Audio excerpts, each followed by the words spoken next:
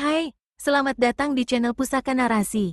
Jangan lupa klik tombol subscribe sekarang juga supaya kamu nggak ketinggalan kisah penuh drama dan kejutan yang akan kita bahas bersama. Bayangkan, kamu adalah istri sah, dan tiba-tiba kamu dapat undangan ke pernikahan suami kamu sendiri. Tapi tunggu dulu, apa jadinya kalau kamu ternyata diam-diam membawa satu tamu yang justru mengubah segalanya? Di video ini, kita akan kupas cerita penuh emosi, pengkhianatan, dan keberanian yang jarang kamu dengar. Kamu pasti nggak mau lewatkan momen-momen dramatis yang bikin hati berdebar. Jadi, tetap di sini dan pastikan kamu tonton sampai akhir, karena rahasia terbesar baru akan terungkap di episode berikutnya. Pagi itu, matahari menyelinap masuk melalui celah tirai tipis di kamar utama rumah bergaya minimalis milik Nadia dan Rangga. Suara burung-burung di taman belakang menambah kesan damai pagi itu. Nadia bangun lebih dulu, seperti biasa. Ia menyeduh 2 cangkir kopi dan menyiapkan roti panggang dengan selai favorit Rangga, stroberi buatan sendiri. Rangga muncul dari balik pintu kamar mandi, masih mengenakan handuk di pinggang. "Wangi kopinya selalu bikin aku betah pulang," katanya sambil mengecup kening Nadia. Nadia tersenyum, hatinya hangat. Ini kebiasaan kecil mereka setiap pagi selama 5 tahun pernikahan. Mereka jarang bertengkar, apalagi berpisah tidur. Nadia percaya, rumah tangganya memang bukan sempurna, tapi cukup untuk disebut bahagia. Setelah sarapan, Rangga pamit untuk berangkat lebih awal. Ia seorang pengusaha muda yang sedang naik daun di bidang properti. Sibuk, tapi selalu menyempatkan waktu untuk Nadia, atau begitulah yang ia tampilkan. Nadia, di sisi lain, menghabiskan hari dengan mengurus butik kecil yang ia kelola bersama sahabatnya, Tari. Butik itu bukan hanya tempat jualan, tapi juga tempat curhat, tawa, dan impian-impian kecil yang tumbuh dari kehangatan pertemanan mereka. "Lo tuh beruntung banget, Nat," ujar Tari suatu siang sambil menyortir kain batik. "Suami lo perhatian, rumah adem, usaha jalan komplit." Nadia mengangguk pelan. Di wajahnya terlukis senyum, tapi matanya menyimpan sesuatu yang samar, bukan ragu, bukan takut, hanya semacam perasaan yang tak bisa ia beri nama. Malam hari, saat hujan turun rintik-rintik, Nadia dan Rangga duduk di ruang tengah.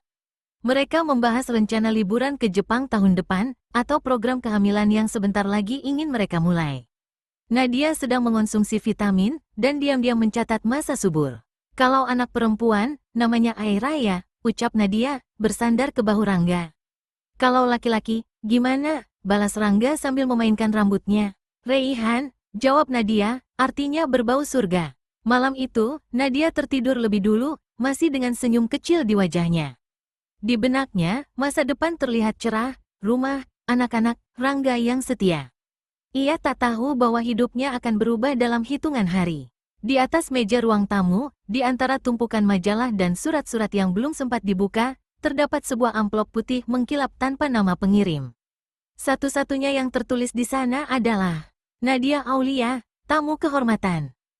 Di atas meja ruang tamu, di antara tumpukan majalah dan surat-surat yang belum sempat dibuka, terdapat sebuah amplop putih mengkilap tanpa nama pengirim. Satu-satunya yang tertulis di sana adalah Nadia Aulia, tamu kehormatan. Pagi itu, Nadia melihatnya tanpa curiga. Ia mengira itu undangan butik atau acara sosial dari salah satu relasi Rangga. Tapi begitu dibuka, amplop itu menyimpan sesuatu yang membuat udara di sekelilingnya terasa dingin.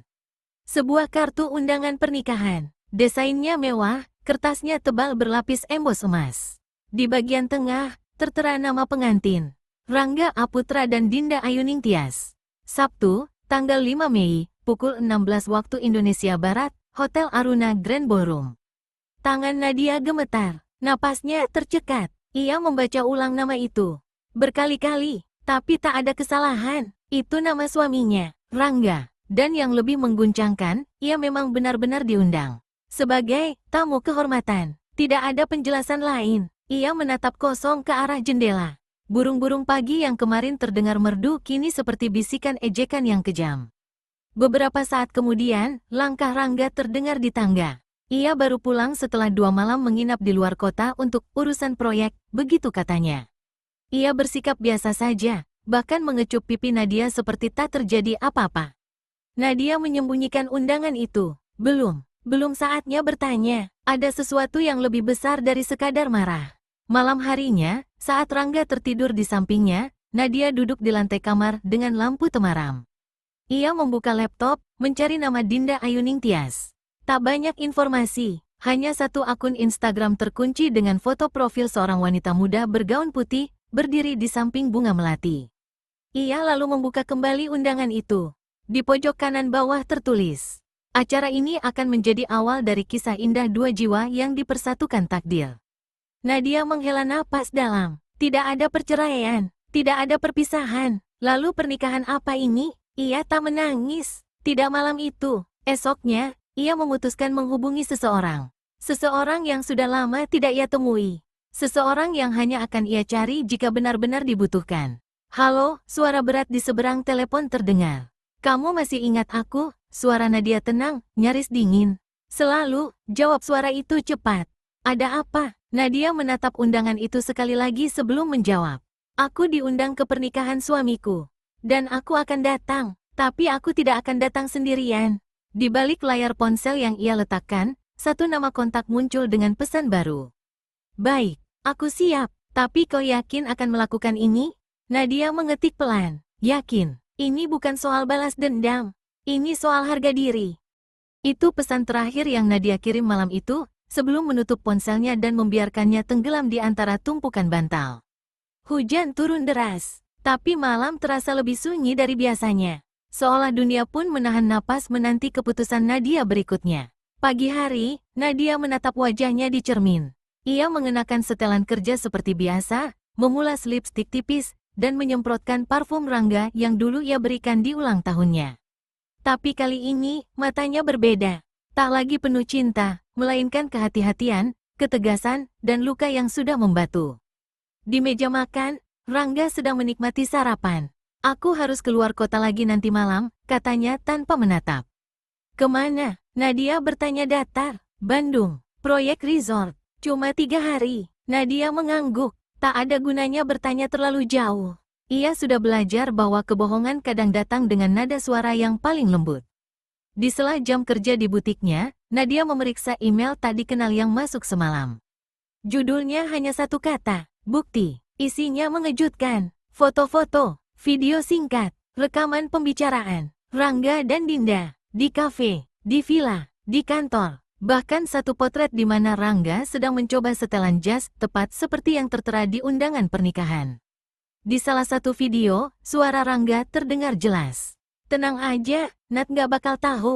Gue udah atur semuanya. Bahkan kalau dia datang, dia bakal duduk manis kayak tamu undangan biasa. Tangan Nadia mengepal, tapi tidak bergetar. Kali ini tidak. Sore harinya, Nadia duduk di taman kota, menunggu orang yang semalam ia hubungi. Lalu muncul sosok pria parubaya, mengenakan topi dan jaket gelap. Tatapan matanya tajam, langkahnya mantap. Sudah lama ya, katanya sambil duduk di samping Nadia. Terlalu lama, jawab Nadia pelan. Aku butuh bantuannya, lagi. Pria itu adalah Pak Bima, mantan pengacara keluarga almarhum ayah Nadia. Ia berhenti praktik beberapa tahun lalu karena alasan pribadi, tapi loyalitasnya pada keluarga Aulia tidak pernah pudar. Kau ingin gugatan? Tanya Pak Bima. Belum, aku ingin membuka topengnya dulu. Tapi dengan cara yang anggun, jawab Nadia sambil menyerahkan salinan undangan dan bukti dari email. Pak Bima menatap Nadia dalam-dalam. Ini bukan jalur yang mudah, Nat. Akan banyak luka, banyak wajah yang berubah. Aku tidak ingin menang. Aku hanya tidak ingin diam. Di malam hari, saat Rangga bilang akan berangkat ke Bandung, Nadia hanya berkata, hati-hati di jalan. Begitu pintu tertutup dan suara mobil Rangga menjauh, Nadia membuka lemari pakaian. Ia mengeluarkan satu kotak kecil dari laci paling bawah. Di dalamnya, selembar foto tua yang nyaris usang. Foto seorang perempuan muda yang tersenyum menatap bayi kecil di pelukannya. Nadia menatapnya lama, lalu menulis satu pesan ke kontak yang baru ia simpan semalam. Hari H sudah dekat, siapkan dirimu, jangan takut, dunia perlu tahu siapa kamu. Di sisi lain kota, di sebuah kamar kecil berlampu redup, seorang remaja membuka pesan itu. Ia menatap layar ponselnya, lalu berbisik pada dirinya sendiri, akhirnya, saatnya aku muncul. Suara itu lirih, tapi syarat makna. Remaja laki-laki itu, berusia sekitar 17 tahun, tubuh kurus tinggi, wajah tirus dengan sorot mata tajam, menatap ponsel di tangannya, lalu menggenggamnya erat. Namanya Revan. Ia dibesarkan di panti asuhan kecil di Bogor. Sejak kecil, hanya satu nama yang selalu ia tanyakan pada siapapun yang mau mendengar, Nadia Aulia. Dan kini, wanita itu sendiri yang menghubunginya, mengundangnya untuk datang ke pernikahan seseorang yang disebutnya sebagai ayah. Di hari yang sama, Nadia mulai merancang rencana. Ia tidak ingin sekadar datang dan membuat keributan. Ia ingin kebenaran muncul dengan sendirinya, tanpa harus mencaci, tanpa harus berteriak. Biarkan semua orang menyaksikan, biarkan Rangga yang terpojok oleh kesalahannya sendiri. Tari, sahabatnya, adalah satu-satunya yang Nadia beritahu. Lo serius, Nat? Tanya Tari saat membaca ulang undangan itu dengan mata melebar. Serius, jawab Nadia sambil menatap lurus. Dan aku nggak akan datang sendirian. Siapa? Tari mulai curiga. Lo nyewa aktor, wartawan, detektif? Nadia tersenyum kecil. Lebih dari itu. Aku bawa seseorang yang akan Rangga kenali, tapi pura-pura nggak pernah kenal. Sementara itu, Rangga sibuk dengan persiapan pernikahan. Di mata orang-orang, ia hanya melakukan kolaborasi bisnis dengan Dinda yang adalah anak konglomerat. Pernikahan ini dianggap sebagai langkah strategis antar dua keluarga besar. Tapi di balik itu, Rangga menyimpan niat lain, menyembunyikan masa lalu yang ia anggap aib. Ia tidak tahu bahwa masa lalu itu kini sudah naik taksi menuju Jakarta, membawa satu koper kecil, satu pasang sepatu formal, dan satu pertanyaan besar yang sudah disimpannya selama bertahun-tahun. Siapa aku sebenarnya? 2 hari sebelum pernikahan, Nadia dan Revan bertemu untuk pertama kalinya di sebuah taman sepi. Revan gugup, tapi matanya tak bisa lepas dari wajah wanita yang selama ini hanya ia lihat di foto lawas, ibunya. Ibu, katanya ragu. Nadia menggeleng perlahan. Aku bukan ibumu, Revan. Tapi aku tahu siapa ibumu. Dan siapa ayahmu. Revan menunduk, seolah mencoba menahan emosi yang hampir meledak. Nadia menyodorkan satu dokumen, hasil tes DNA dan foto masa lalu Rangga dengan seorang perempuan muda yang tak pernah disebut dalam kisah hidupnya. Ayah kandungmu akan menikah 2 hari lagi. Tapi bukan dengan ibumu. Dan dia tak pernah mengaku tentangmu. Sekarang, aku ingin kau datang bersamaku. Sebagai tamu, sebagai kejutan. Untuk apa? Suara Revan pelan. Untuk kebenaran, untuk harga dirimu, untuk semua anak yang tumbuh tanpa tahu siapa ayah mereka hanya karena laki-laki dewasa takut menghadapi tanggung jawab. Revan menatap Nadia lama. Kau yakin ini bukan soal balas dendam? Mungkin awalnya iya, kata Nadia jujur. Tapi sekarang, aku hanya ingin semua orang tahu siapa dia. Dan siapa kamu? Malam itu, di kamar hotel tempat Nadia menginap sementara, ia berdiri di depan cermin mengenakan gaun abu-abu elegan. Di meja rias, terletak 2 undangan. Satu miliknya, satu lagi milik Revan. Kita tamu kehormatan, Van, katanya sambil menoleh ke arah remaja yang kini mengenakan jas hitam sederhana. Tapi aku bukan siapa-siapa, jawab Revan ragu. Kau anak dari seorang ayah yang berpura-pura tidak punya anak. Dan besok, dunia akan tahu. Sementara itu, di tempat lain, Dinda sedang mencoba gaun pengantin. Seorang asisten masuk dan berbisik di telinganya. Mbak, ada sesuatu yang harus Mbak lihat. Asisten itu memperlihatkan foto, sebuah tangkapan layar dari akun anonim yang menyebar ke beberapa tamu VIP. Lihat siapa yang diundang ke pernikahan ini, dan siapa yang sebenarnya diabaikan. Dinda menatap layar ponsel dengan dahi berkerut. Tangannya yang tadi gemulai memegang lipatan gaun kini mencengkeram erat. Ini siapa? Tanyanya pada asistennya. Kami belum tahu pasti, tapi akun ini muncul tiba-tiba, dan mulai diikuti beberapa keluarga tamu. Dalam foto itu terlihat wajah remaja laki-laki, Revan, berdiri di samping seorang wanita cantik bergaun abu-abu. Dandanan mereka formal, seolah siap menghadiri sebuah pesta besar. Dan latar belakang foto itu adalah Hotel Aruna Grand Ballroom, tepat lokasi pernikahannya. Sementara itu, di hari yang sama, Nadia dan Revan telah tiba lebih awal di hotel yang menjadi lokasi acara. Mereka menginap di lantai berbeda, jauh dari suite pengantin. Revan berdiri di balkon, memandangi langit Jakarta yang kelabu. Aku gugup, katanya pelan. Entah karena akan bertemu ayahku, atau karena akan bertemu seluruh dunia. Nadia berdiri di sampingnya. Kau tidak sendiri, kita melangkah bersama. Yang akan kau hadapi bukan hanya seorang ayah, tapi juga seorang pengecut yang memilih nama baik di atas tanggung jawab. Revan tersenyum pahit. Kupikir, dia akan mencariku suatu hari. menjelaskannya, tapi ternyata dia lebih memilih berdiri di pelaminan dengan wanita lain. Nadia tak menjawab, tapi sorot matanya tajam. Dalam hatinya, ia tahu, besok bukan sekadar menghadiri pernikahan. Besok adalah pengadilan diam-diam, di mana kebenaran akan bicara tanpa perlu teriakan. Di tempat lain, Rangga menerima telepon dari Dinda. Mas, kamu nggak nyembunyiin apa-apa dariku, kan?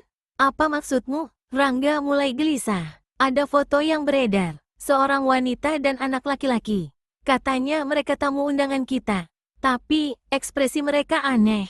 Terlalu tenang. Jangan percaya akun nggak jelas, Din, jawab Rangga cepat. Tapi suaranya sedikit bergetar. Setelah menutup telepon, Rangga langsung menghubungi pihak hotel. Ia memerintahkan agar semua tamu dicek ketat. Tapi ia tahu, jika Nadia benar-benar datang, tak ada yang bisa menghentikannya. Ia memandangi cermin. Wajahnya tampak lelah. Tak lagi setegas dulu. Kenapa kamu datang, Nat? Gumamnya lirih. Kenapa sekarang, saat semuanya hampir sempurna? Malam itu, Nadia membuka kembali kotak perhiasan milik ibunya. Ia mengeluarkan sebuah kalung tipis dengan liontin kecil berbentuk bintang. Ini milik ibumu, kata Nadia sambil mengalungkannya ke leher Revan. Dia pernah memakainya, tanya Revan lirih. Ya, saat terakhir kali ia menemuiku. Saat memintaku menjagumu, jika sesuatu terjadi padanya. Revan mengatupkan bibir, tak ingin menangis, tapi matanya sudah memerah. Apa yang sebenarnya terjadi pada ibu? Besok, kau akan tahu. Tapi lebih penting dari itu, besok kau akan berdiri sebagai seseorang yang tak bisa lagi diabaikan. Di lantai atas, di kamar suite, Dinda tidak bisa tidur. Ia menatap layar ponselnya, lalu menelusuri akun yang menyebarkan foto itu. Akun itu hanya punya satu unggahan. Tapi di captionnya tertulis, pernikahan ini akan indah. Tapi bagaimana kalau yang hadir adalah masa lalu yang dikubur hidup-hidup? Dinda menoleh pada meja tempat rangkaian bunga melati tergantung tenang. Lalu tatapannya mengeras. Kalau memang ada rahasia, aku akan jadi orang pertama yang membongkarnya. Pagi hari pernikahan pun tiba. Nadia memegang undangan di tangannya, lalu berbisik pada Revan, hari ini bukan kamu yang akan gugup. Tapi dia, Revan menarik napas dalam, lalu mengangguk. Mereka melangkah keluar kamar, pelan, pasti, dan tak ada lagi jalan kembali. Di lobi hotel, senyum para staf menyambut tamu-tamu penting yang berdatangan. Musik lembut mengalun, dekorasi bunga bernuansa krem dan emas bertebaran di setiap sudut, seolah dunia sedang merayakan cinta. Namun, dua sosok yang turun dari lift, seorang wanita dengan gaun abu-abu lembut dan remaja laki-laki bersetelan jas hitam, menghadirkan aura yang berbeda. Mereka tidak terlihat seperti tamu biasa. Mereka seperti bayangan yang lama terkubur, kini muncul membawa kenyataan. Di dalam ballroom, acara sudah akan dimulai. Para tamu duduk tertib. Para bridesmaid mondar-mandir, memeriksa detail kecil. Sang MC mulai memegang mikrofon. Musik pernikahan mulai dimainkan pelan-pelan. Rangga berdiri di belakang panggung kecil, mengenakan beskap putih gading. Senyumnya kaku, jantungnya berdebar tak menentu. Sejak pagi, ia belum bisa menenangkan diri. Dan saat ia mengintip ke area tamu, ia melihatnya, Nadia, duduk anggun di barisan tengah. Tenang, tatapannya lurus. Tapi bukan itu yang membuat Rangga hampir kehilangan keseimbangan. Di samping Nadia duduk seorang remaja, yang wajahnya seperti potret masa mudanya sendiri. Tidak, gumam Rangga lirih. Tidak mungkin, Dinda memasuki ballroom dengan anggun, diiringi suara tamu yang berdecak kagum. Gaunnya megah, tatapannya percaya diri. Tapi saat ia melihat wajah Rangga di ujung altar, bukan senyum yang ia dapati, melainkan kegelisahan mendalam. Sesaat sebelum ijab kabul dimulai, Dinda mendekati Rangga dan berbisik. Kamu kenal mereka? Siapa? Jawab Rangga cepat. Wanita itu, dan anak di sampingnya. Mereka beda. Mereka datang untuk sesuatu, bukan untuk selamat. Rangga terdiam, tak mampu menjawab. MC mulai membuka acara. Suasana menjadi hikmat. Semua menanti kata-kata sah yang akan mengikat dua nama. Namun, saat penghulu meminta calon mempelai pria untuk duduk, tiba-tiba terdengar suara pelan tapi jelas. Maaf, sebelum ijab kabul berlangsung, saya ingin bicara. Semua kepala menoleh. Suasana hening seketika. Kamera para tamu mulai bergerak liar. Nadia berdiri, tubuhnya tenang, tapi suaranya menghujam. Saya hadir di sini bukan untuk membuat keributan. Tapi untuk mengatakan bahwa seseorang di ruangan ini berdiri di altar hari ini dengan kebohongan besar. Revan berdiri di sampingnya, matanya menatap langsung ke arah Rangga. Dan saya adalah bukti dari kebohongan itu. Rangga berdiri perlahan, wajahnya pucat, mulutnya terbuka, tapi tak ada suara keluar. Dinda menoleh cepat, terkejut dan bingung. Apa maksudnya ini, Mas? Dinda, aku bisa jelaskan. Siapa dia? Semua tamu mulai berbisik. Fotografer bahkan berhenti mengambil gambar. Seorang dari pihak keluarga Dinda berdiri dan menatap tajam ke arah Rangga. Apa ini bagian dari kejutan? Atau skandal? Nadia menatap Rangga dengan mata yang tak lagi basah, tapi penuh luka yang sudah matang menjadi keberanian. Aku tidak datang untuk merebutmu kembali. Tapi aku datang untuk menyerahkan sesuatu yang kau buang bertahun-tahun lalu. Ia menepuk bahu Revan pelan. Ini, anakmu. Rangga terduduk. Dinda melangkah mundur, gaunnya terseret pelan di lantai marmer. Revan menatap semua tamu satu persatu, lalu berkata, aku nggak minta pengakuan, aku cuma ingin kalian tahu, bahwa pria itu bukan pahlawan seperti yang kalian kira. Di tengah keramaian yang mulai ricuh, penghulu menutup buku nikahnya pelan-pelan. Dan dari pengeras suara, terdengar suara MC yang gugup. Sementara acara kami hentikan sejenak. Kalimat MC itu bergema di seluruh ruangan seperti bel berbunyi di ruang sidang. Tamu-tamu mulai berdiri, bisik-bisik menyebar seperti gelombang. Beberapa mulai merekam, beberapa memilih diam, tapi semua tahu. Sesuatu telah pecah, dan tak bisa kembali seperti semula. Dinda berjalan mendekati Nadia dan Revan. Langkahnya mantap, meski di dalam dadanya ada badai yang belum bernama. Kamu siapa? Tanyanya pada Nadia. Suaranya tegas, dingin. Aku hanya wanita yang dulu pernah dipercaya, sebelum dibuang. Jangan bermain drama di pernikahan saya. Saya tidak sedang bermain. Saya hanya menagih yang semestinya tidak perlu ditagih, kejujuran. Dinda menatap Revan. Anak itu menatap balik tanpa gentar. Dan kamu bilang, kamu anaknya Rangga? Bukan cuma bilang, Bu. Saya dilahirkan untuk membuktikannya. Rangga menatap ke arah kedua wanita itu, satu yang dulu ia tinggalkan, dan satu yang sekarang berdiri mempertanyakan semuanya. Tapi suaranya tertahan di tenggorokan. Akhirnya ia membuka mulut. Aku tidak pernah bermaksud menyakitimu, Din. Jawab saja satu hal. Suara Dinda bergetar. Apa benar dia anakmu? Rangga diam. Semua mata tertuju padanya. Bahkan Nadia menahan napas. Revan menggenggam jemari ibunya pelan, tapi erat. Iya, akhirnya ia mengaku. Revan adalah darah dagingku. Seisi ballroom serentak menghirup napas. Terdengar suara piring jatuh. Ibunda Dinda, yang duduk di barisan depan, tampak terkejut dan mulai berbisik dengan ayah Dinda. MC sudah mematikan mikrofon, tapi suasana makin panas. Kenapa kamu nggak bilang dari dulu? Tanya Dinda dengan suara nyaris tak terdengar. Karena aku takut kehilangan segalanya. Jadi kamu memilih berbohong, menikahiku, dan menyembunyikan anakmu sendiri? Revan melangkah maju. Kini ia berdiri di depan Rangga. Ayah, katanya pelan. Aku tidak datang untuk memaksamu mengakui apapun. Aku hanya datang untuk melihat seberapa tegaknya seseorang yang pernah dipanggil pahlawan oleh ibuku. Tapi ternyata, kau bahkan tak sanggup berdiri tegak. Nadia menyadari situasi mulai terlalu panas. Ia meraih tangan Revan, mencoba menariknya mundur. Tapi Dinda menghentikannya. Jangan pergi. Tidak sebelum semua dijelaskan. Kami tidak datang untuk menghancurkan pesta. Kami datang karena seseorang perlu tahu apa yang sedang ia dibangun di atas kebohongan. Dinda menatap Rangga lagi. Kali ini tak ada air mata. Hanya dingin yang mematikan. Kalau kamu bisa menyembunyikan anakmu sendiri dariku, siapa yang bisa jamin kamu nggak menyembunyikan hal lain juga? Rangga tiba-tiba menjatuhkan mikrofon dan berlari ke belakang panggung.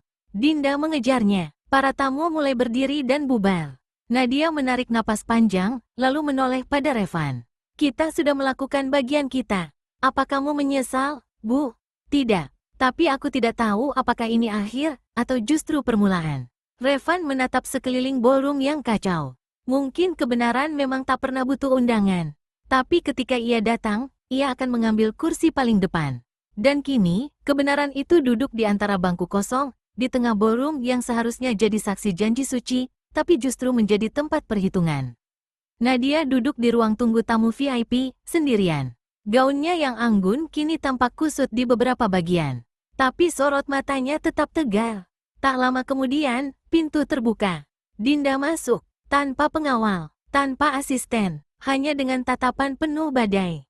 Mereka saling memandang, hening sesaat, seolah udara ikut menahan napas.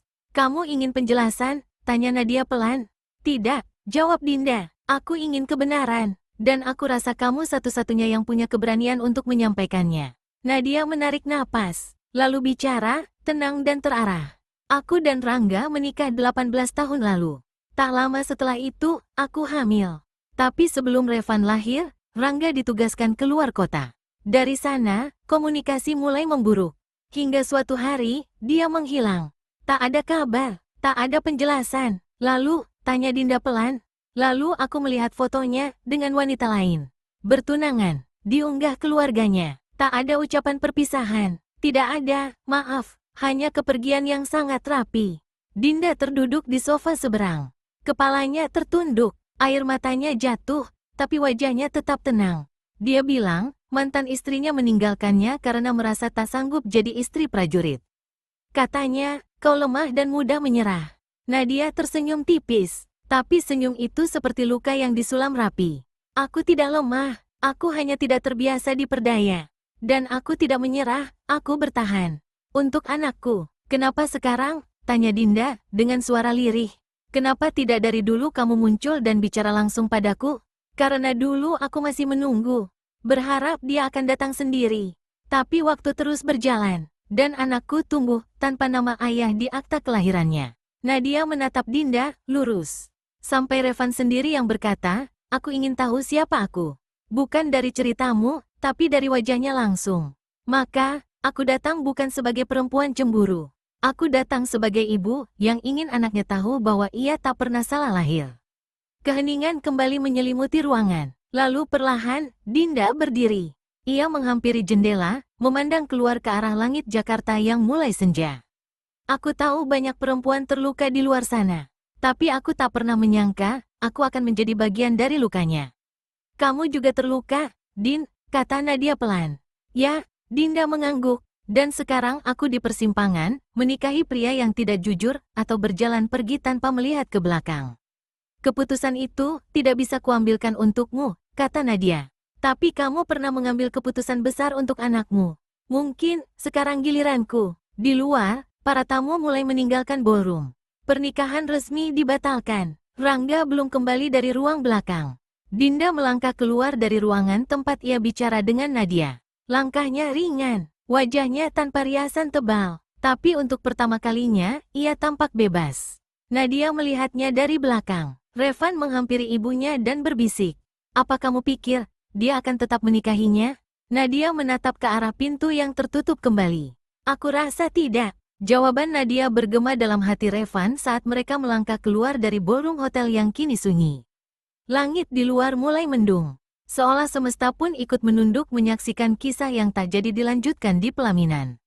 Tapi di ruangan belakang, di mana keheningan lebih mencekik dari keramaian, Rangga duduk di kursi kecil.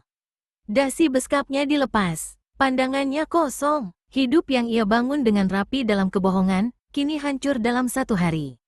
"Masih mau sembunyi?" Suara itu membuatnya menoleh. Dinda berdiri di ambang pintu. Wajahnya tenang, terlalu tenang. Aku nggak tahu harus mulai dari mana," gumam Rangga. "Kamu tidak perlu mulai dari manapun, karena perjalanan ini tidak akan dilanjutkan." Rangga menunduk. Dinda mendekat, lalu duduk di hadapannya. "Kamu mencintaiku, Rangga?" "Aku pernah, tapi tidak cukup untuk jujur. Aku takut kehilanganmu." Dinda tersenyum pahit. "Dan sekarang, ketakutanmu terwujud. Tapi bukan karena aku pergi, melainkan karena kamu sendiri yang membiarkan kepercayaan itu mati." Beberapa jam kemudian, suasana hotel kembali tenang. Pihak keluarga mulai membereskan segalanya. Undangan dipulangkan, souvenir dikemas ulang. Tapi satu momen masih tertinggal di udara, pahit dan tak terucapkan. Di taman kecil dekat ballroom, Nadia duduk sendiri. Matanya memandang kolam air mancur kecil. Revan sedang di parkiran, menunggu. Tiba-tiba, suara langkah pelan menghampiri. "Boleh duduk di sini?" Nadia menoleh. "Dinda." "Tentu." Dinda duduk di sebelahnya, diam sesaat, lalu berkata pelan. "Aku membatalkan semuanya. Bukan karena kamu, tapi karena aku tidak mau membenci diriku sendiri setiap kali menatap cincin di jari ini nanti. Nadia menoleh, wajahnya tidak terkejut, hanya tenang dan tulus. Kamu tidak membatalkan cinta, kamu menyelamatkan dirimu. Aku juga ingin bilang terima kasih. Untuk apa? Untuk tidak menyimpan dendam, meskipun kamu berhak. Nadia tersenyum. Dendam hanya akan membuatku seperti dia. Dan aku memilih jadi ibu yang utuh, bukan wanita yang patah. Keduanya saling menatap. Dua wanita, dua kisah.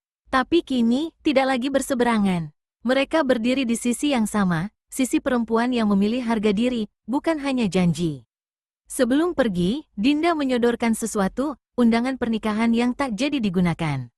Aku simpan satu. Mungkin suatu hari, kamu bisa kasih ke Revan. Supaya dia tahu bahwa hari ini bukan tentang ayahnya, tapi tentang keberanian ibunya. Di halaman parkir, Revan berdiri di samping mobil. Rangga mendekat pelan. Revan, anak itu menoleh, tapi tatapannya dingin. Aku tahu kamu benci aku. Tapi, bolehkah aku mulai mengenalmu dari awal? Aku tidak membencimu, jawab Revan singkat. Tapi aku sudah terlalu lama belajar hidup tanpamu. Mungkin lebih baik kita biarkan itu tetap begitu.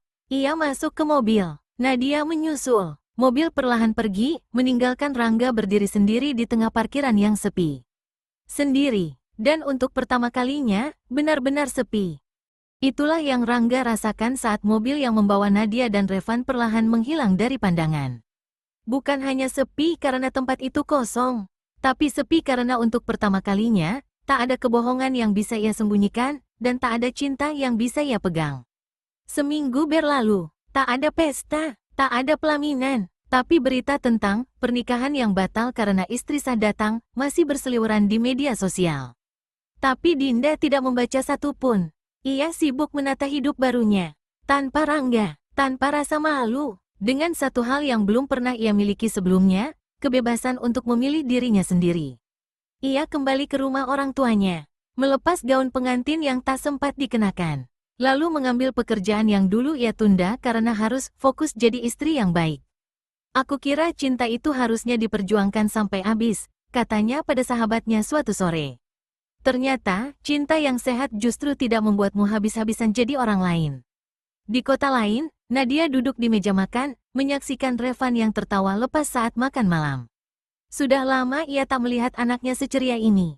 Jadi kamu yakin gak mau ketemu lagi dengan ayahmu? Bukan gak mau. Aku hanya gak butuh pembuktian lagi. Aku tahu siapa aku, dan itu cukup. Nadia mengangguk. Terkadang, seorang anak tidak perlu dibesarkan oleh dua orang tua, cukup satu yang benar-benar hadir. Sementara itu, Rangga duduk di bangku taman, menatap kosong ke danau. Di pangkuannya, sebuah buku kecil berjudul, Cara Menjadi Ayah yang belum pernah dicontohkan. Ia membuka halaman demi halaman, lalu menulis. Untuk Revan. Jika suatu hari kamu membaca ini, ketahuilah bahwa ayahmu mungkin gagal jadi suami. Tapi aku tak ingin gagal dua kali, sebagai ayah. Ia menutup buku itu, lalu menatap langit. Kadang, kehilangan bukanlah hukuman, melainkan pelajaran yang terlambat datang, tapi tetap wajib dijalani. Satu undangan pernikahan yang tak pernah terpakai kini tersimpan dalam kotak kayu di rumah Nadia. Di baliknya, tertulis tangan Revan. Hari ini bukan tentang kehilangan cinta, tapi tentang menemukan harga diri. Dan di hari ulang tahunnya ke-18, Revan memposting kalimat itu di akun media sosialnya. Ribuan komentar membanjiri. Banyak yang menulis, ini bukan hanya kisahmu, tapi juga kisah kami yang pernah mencintai orang yang salah. Aku baru saja membatalkan pernikahan karena cerita ini. Terima kasih. Lebih baik sakit karena ditinggalkan, daripada hancur karena mempertahankan orang yang salah. Pesan moral, cinta sejati tidak pernah memaksamu menyembunyikan siapa dirimu. Jika kamu harus mengorbankan harga dirimu demi mempertahankan seseorang, itu bukan cinta, itu penjara yang berkedok pelukan. Lebih baik kehilangan seseorang yang tak jujur, daripada kehilangan dirimu sendiri. Teks seseorang yang perlu membaca ini. Siapa tahu, ini bisa menyelamatkan hidup mereka.